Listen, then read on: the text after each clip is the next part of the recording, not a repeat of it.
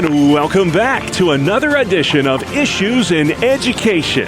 Mondays during the Noon Report, we spotlight the issues impacting our schools with Dr. Ralph Kerr at the Teaching and Learning Institute. And yes, school is still in session in New York. I know in Pennsylvania, summer break is already here, but a little ways to go yet in New York, so hang in there, kids and teachers.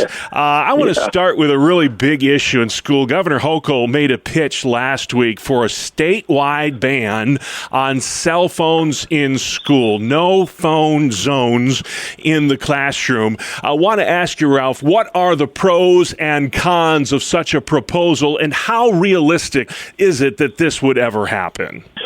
Well, some of the cons are that some of the students have been found cheating, maybe bullying each other, instigating fights over the phone, that kind of thing. But on the pro side, a lot of teachers, and many teachers are so creative, they've found really good uses for cell phones. Recently, I was in a high school doing some work with some of the students, and it was interesting. I asked, what's the policy on cell phones?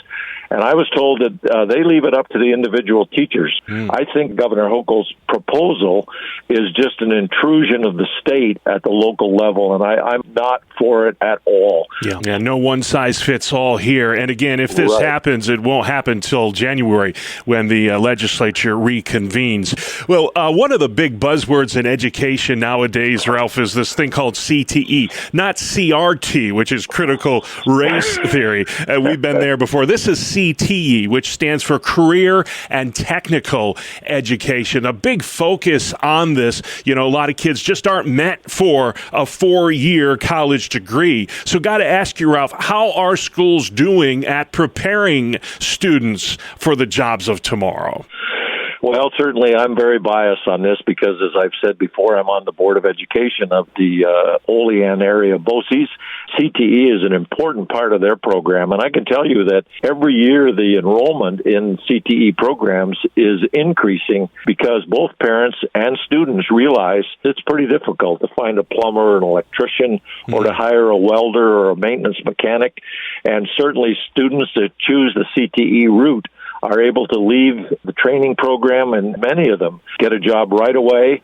Their starting pay is often more than what teachers get when they start in a school district. Yeah. So CTE is indeed a buzzword, and it's being promoted heavily right now, and I think that's a great thing. All right. Well, hey, it is Regents exam time in New York. Pray for my son. He's got a couple to go. But last fall, I know this was a big story last fall. There was this Blue Ribbon Commission that proposed these big-time changes to these standardized tests.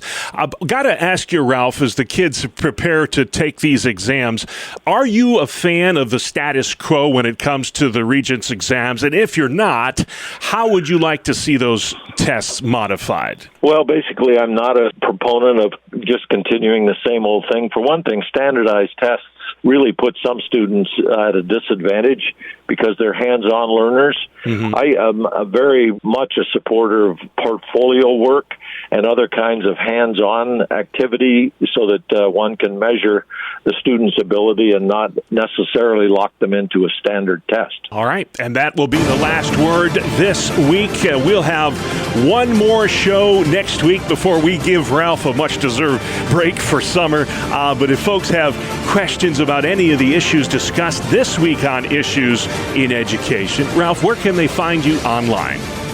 They can simply go to whyrun.org, whyrun.org.